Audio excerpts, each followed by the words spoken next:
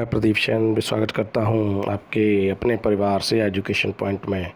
आइए देखते हैं 30 अगस्त का आज का जो पेपर हुआ है शिफ्ट 1 का, उसके हम लोग हिंदी के प्रश्नों का एनालिसिस करेंगे पूर्व की भांति। जैसे कि आपने 3 डेट में जो भी पेपर हुए थे मैंने सभी के वीडियो अपलोड कर दिए हैं, तो आप लोग उसमें से महत्वपूर्ण प्रश्न देख सकते हैं जो हिंदी में विगत परीक्षाओं में जो विगत परीक्षाएँ अभी हुई हैं 3 दिनों में, उनके प्रश्नों के आंसर आप उसमें देख सकते हैं। और सटीक विश्लेषण के लिए जुड़े रहिए। आइए बिना विलंब किए हम लोग प्रारंभ करते हैं उन जो भी आज की शिफ्ट 30 अगस्त के जो क्वेश्चन हैं, आइए देखते हैं।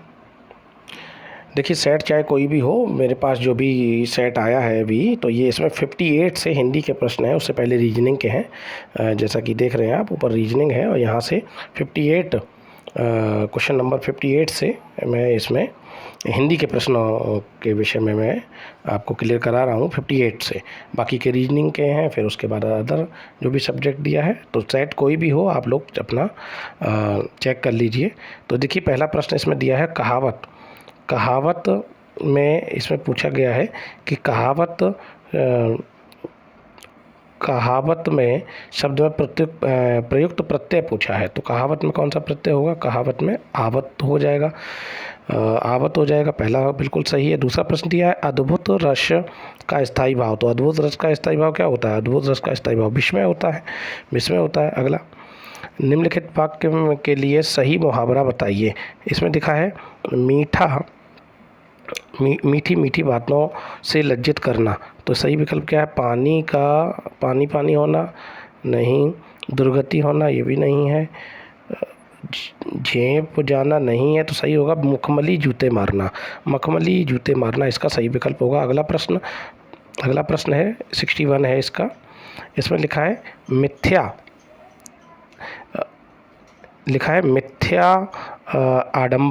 मिथ्या आडंबर के अर्थ में किस लोकोक्ति का प्रयोग हुआ है? लोकोक्ति बतानी है इसमें मिथ्या आडंबर में। तो मिथ्या आडंबर में छछूंदर के सिर चमेली का तेल, ये नहीं होगा। छींके कोई नाक कटावे कोई नहीं होगा। छोटी मुँह बड़ी बात, ये भी नहीं होगा। सही होगा आपका विकल्प नंबर डी, छटाक चून चौबारे रसोई, ये सही आंसर होगा इसका। अगला है भ्रमर। इसमें लिखा है भ्रमर शब्द का पर्यायवाची बताना। तो भ्रमर भंवरे को कहते हैं, तो सही विकल्प क्या होगा? मधुकर हो जाएगा, मधुकर। अगला प्रश्न त्यागपत्र, इसमें दिया है त्यागपत्र उपन्यास है। त्यागपत्र उपन्यास की रचना किसने की? तो त्यागपत्र उपन्यास जो है आपका जैनेन्द्र जी का है, त्यागपत्र उपन्यास। अगला दिया है 64 प्रश्न संख्या में। इसमें लिखा है री जो है ध्वनि किस स्वर के अंतर्गत आती है? तो री ध्वनि जो है ओष्ठ नहीं होती, संयुक्त वर्ण नहीं होती। री ध्वनि जो है हिरस्व स्वर के अंतर्गत आती है। सही विकल्प क्या होगा आपका? हिरस्व स्वर, क्योंकि इसमें हिरस्व स्वर में आ, ई, ऊ और री, ये हिरस्व स्वर हैं जिसमें नगण्य समय लगता है। तो सही आंसर आपका क्या होगा? सी। इसमें लेकिन यहाँ पे एक और दिया है घोष में भी री आता है, क्योंकि इसमें सभी स्वर आ जाते हैं घोष में। तो विकल्प आपका ये भी सही लग रहा है, क्योंकि इसमें भी सभी स्वर आते हैं। तो इसमें अगर होगा तो हो सकता है कि थोड़ा सा विवाद हो सकता है, लेकिन अभी जो सटीक आंसर बिल्कुल जाएगा, तो ये आपका सही आपका आंसर हिरस्व स्वर ही है। लेकिन घोष में भी, इसको भी हम नकार नहीं सकते, इसमें भी सभी स्वर आते हैं। तो दोनों में से जो भी लगाया है फिर तो आयोग उसको देखेगा क्या किया है उस आयोग में, इस तरीके का ये प्रश्न आ गया है। ये थोड़ा सा विवादित प्रश्न बन सकता है। तो आइए अगला प्रश्न है हमारा, आप लोग भी कमेंट बॉक्स में आंसर दीजिए। 65 पे देखेंगे। निम्नलिखित में 4 प्रश्नों में इसमें लिखा है में से क्रिया का सही रूप वाला पहचानिए विकल्प। क्रिया का सही रूप, तो इसमें लिखा है शायद कल मीरा दिल्ली, फिर रिक्त स्थान दिया है। इसमें जाना को संभाव्य भविष्यत काल में बनाना है। तो जहाँ शायद लग जाता है तो वहाँ पे ये जा चुकी नहीं आएगा, जाएगी। शायद कल मीरा दिल्ली जाएगी, ये भी नहीं, जाए। सही विकल्प क्या होगा आपका? जाए सही होगा। इसमें सही आंसर है आपका जाए, सी, शायद कल मीरा दिल्ली जाए। अगला है इसमें जाति भी नहीं होगा। अगला दिया है प्रश्न संख्या 66। इसमें लिखा है परि। परि उपसर्ग में कौन सा शब्द जोड़ें कि उसका अर्थ छोड़ना हो जाए। परि से उपसर्ग से अर्थ बदल जाए यानी छोड़ना अर्थ आ जाए। तो परिताप नहीं होता, परिहार हो जाएगा, बिल्कुल सही होगा परिहार। परिहार का मतलब त्यागना, छोड़ना। परिजन ये भी नहीं होगा। तोष संतोष, परितोष मतलब संतुष्टि से मतलब हो जाएगा। तो सही विकल्प क्या होगा आपका परिहार। अगला दिया है एक मुलाकात। एक मुलाकात कहानी के कथाकार। एक मुलाकात कहानी के कथाकार कौन है। तो सही विकल्प आपका है उषाराज। उषाराज सही विकल्प है, ये इसकी लेखिका है उषाराज। अगला दिया है, अगला प्रश्न है कौटिल्य। कौटिल्य का विलोम। तो कौटिल्य का विलोम आर्जव, मार्दव, आर्जव, ये वाला आर्तव नहीं होगा, मृदुलता नहीं होगा, मार्दव नहीं होगा, सही होगा आपका आर्जव। आर्जव होता है बिल्कुल सीधा, कौटिल्य होता है कुटिल और आर्जव होता है सीधा। आर्तव कष्टकारी होता है, आर्तव इसका मतलब कष्टकारी है, और मार्दव मृदुल से मतलब है। तो सही विकल्प क्या होगा आपका आर्जव, आर्जव। अगला आंसर दिया है प्रतिकूल। इसमें दिया है प्रतिकूल। प्रतिकूल शब्द जो दिया है इसमें आपको कौन सा उपसर्ग है। तो प्रतिकूल में कौन सा हो जाएगा प्रति, बिल्कुल सही पहला विकल्प हो जाएगा। बैलगाड़ी में समास, देखो कई बार मैं इसको करा चुका हूँ। बैल से चलने वाली गाड़ी या बैल से खींची जाने वाली गाड़ी के लिए बैलगाड़ी शब्द होगा। तो इसमें बैल से ये तत्पुरुष है, और वो भी कौन सा तत्पुरुष है, ये आपका तत्पुरुष में भी करण तत्पुरुष है। बैलगाड़ी, रेलगाड़ी में अधिकरण तत्पुरुष है, ये मैं कई बार। डाकगाड़ी में आपका संप्रदान तत्पुरुष है। तो कई बार मैं प्रश्नों को करा चुका हूँ, बिल्कुल वैसे ही प्रश्न एग्जाम में आपको देखने को मिल गए हैं। 1992 में व्यास सम्मान की बात कर रहे हैं। तो 1992 में जो व्यास सम्मान मिला, वैसे तो व्यास सम्मान जो है अगर हम बात करें 1991 से व्यास सम्मान पहला जो मिला है रामविलास शर्मा जी को मिला है। इसमें देखो विकल्प दिया है 1991 में रामविलास शर्मा जी को मिला है भारत के प्राचीन भाषा परिवार और हिंदी के लिए। और यहाँ पर ये चूँकि 1992 पूछ रहा है, तो 1992 में डॉक्टर शिव प्रसाद जी को यह पुरस्कार दिया गया। डॉक्टर शिव प्रसाद जी को उनके उपन्यास नीला चांद के लिए सॉरी, इनका जो उपन्यास है नीला चांद के लिए ये 1992 में मिला। तो सही विकल्प होगा बी। और तीसरा जो मिला है वो गिरिजा कुमार माथुर को मिला है। तो यहाँ पे 1992 में पूछा है, 93 में गिरिजा कुमार माथुर को मिला है। तो सही विकल्प आपका बी होगा। अगला प्रश्न, इसमें लिखा है क्रम की दृष्टि से कौन सा वाक्य अशुद्ध है। आपको अशुद्ध बताना है। तो अशुद्ध क्या है, तो राहुल क्या जा रहा है, यही गलती है, क्या नहीं होता। राहुल कहाँ जा रहा है, या इसकी जगह कहाँ शब्द का प्रयोग होना चाहिए, राहुल कहाँ जा रहा है। तो सही विकल्प आपका यहाँ पे कहाँ के हिसाब से तो ये होना चाहिए। तो यही आपका सेंटेंस होगा। बाकी का राहुल क्या लिख रहा है ये सही है, राहुल क्या सोच रहा है ये भी सही है, राहुल क्या कर रहा है ये भी सही है। तो सही विकल्प आपका क्या होगा अशुद्धि के हिसाब से विकल्प ए। अगला प्रश्न, कौन सा शब्द इसमें लिखा है, कौन सा शब्द पत्र शब्द का अनेकार्थी नहीं है। पत्र का अनेकार्थी नहीं है। तो पत्र का अनेकार्थी नहीं है। चिट्ठी होता है, कागज़ होता है, और इसमें विकल्प चौथा भी दिया है पत्ता। तो पत्ता भी होता है, इसका कागज़ भी होता है, चिट्ठी भी होती है, कौन सा नहीं, पुष्प नहीं होता। विकल्प नंबर ए आपका सही आंसर होगा। अगला लिया है निम्नलिखित में से कौन सा अर्थालंकार। देखिए अर्थालंकार मैंने बताया था, शब्दालंकार और अर्थालंकार पहले से क्लियर करे थे। तो शब्दालंकार क्या होगा इसमें, शब्दालंकार आपका शब्दालंकार हो जाएगा श्लेष अलंकार शब्दालंकार होता है, श्लेष शब्दालंकार होता है, अनुप्रास शब्दालंकार होता है, यमक शब्दालंकार होता है। ये आपका अर्थालंकार है। अर्थालंकार आपका रूपक अलंकार है। सही विकल्प सी होगा आपका। अगला प्रश्न संख्या, इसमें लिखा है जब क्रिया, इसमें लिखा है कि जब क्रिया का प्रयोग कर्ता के लिंग वचन एवं कारक के अनुसार होता है तब कौन सा वाच्य होता है। तो भैया जब कर्ता का लिंग क्रिया का लिंग कर्ता के लिंग वचन कारक के अनुसार होगा तो कर्तृवाच्य हो जाएगा, विकल्प नंबर बी होगा आपका सही। अगला क्या दिया है, इसमें लिखा है निम्नलिखित में से कौन सा अव्यय का भेद नहीं है।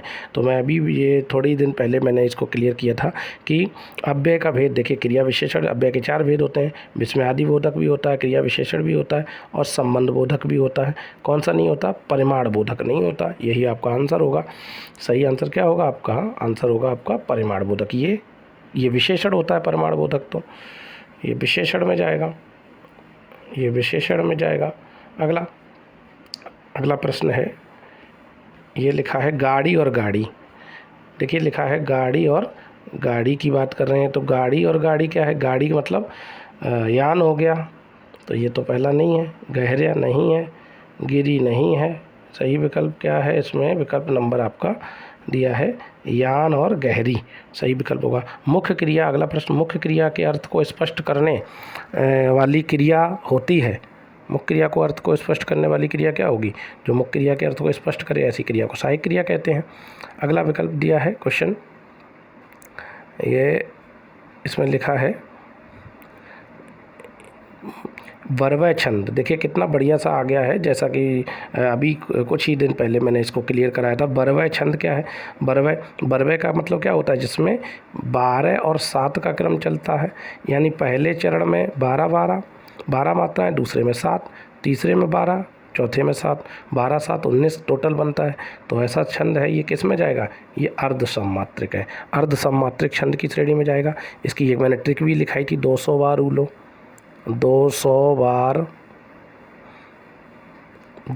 बार उलो, ये मैंने ट्रिक बताई थी। 2 से दोहा, 100 से सोरठा और 12 से बरवे और उलो से उल्लाला। दोहा में 13 11, सोरठा में 11 13, बरवे में 12 7 और उल्लाला में 15 13 का क्रम बनता है। तो सही विकल्प क्या होगा आपका, ये अर्ध सममात्रिक छंद है बरवे। कौन सा शब्द क्रिया विशेषण है, तो भाई क्रिया विशेषण जो क्रिया की विशेषता बताने वाला, तो ये तेज हो गया। बुद्धिमान विशेषण है, पहला विशेषण है क्रमवाचक, और मीठा भी विशेषण है गुणवाचक, बुद्धिमान भी गुणवाचक विशेषण है। यहाँ पे क्रिया विशेषण पूछ रहा है, तो विकल्प डी है आपका सही आंसर। अगला दिया है मुख दर्शन, इसमें लिखा है मुख दर्शन में पूछा है, मुख दर्शन में आपसे पूछ लिया है कि मुख दर्शन में समास, तो मुख के दर्शन हो जाएगा, ये संबंध तत्पुरुष हो जाएगा। विकल्प नंबर डी आपका सही आंसर होगा। 8 कनौजियाँ 9 चूल्हे, 8 कनौजियाँ 9 चूल्हे, इसमें लोकोक्ति का अर्थ बताना है, इसके लिए अर्थ क्या होगा, तो 8 कनौजियाँ 9 चूल्हे का मतलब संपन्नता की स्थिति नहीं, फाका करना नहीं, मस्त रहना नहीं, बिल्कुल अलगाव की स्थिति, अलग अलग रहना, पृथक की स्थिति को कहते हैं 8 कनौजियाँ 9 चूल्हे। अगला दिया है तिलक शब्द। तिलक शब्द जो है क्या है, तिलक शब्द संस्कृत का शब्द है, तो संकर शब्द नहीं होगा, तद्भव नहीं होगा, देशज नहीं होगा, तिलक तत्सम शब्द होगा। विकल्प नंबर आपका डी। अगला लिखा है, बहुत अच्छा प्रश्न है, देखिए ये भी मैं करा चुका हूँ आपको। अपवाद के, ये राजस्थान PSI परीक्षा में भी ये प्रश्न आया था, तो मैंने बच्चों को बहुत क्लियर करके कहा था, जब भी मैंने टॉपिक पढ़ाया तो मैंने ये पहले बताया, मैंने कहा ये वर्णमाला टॉपिक में ये प्रश्न जरूर आता है अनिवार्य रूप से।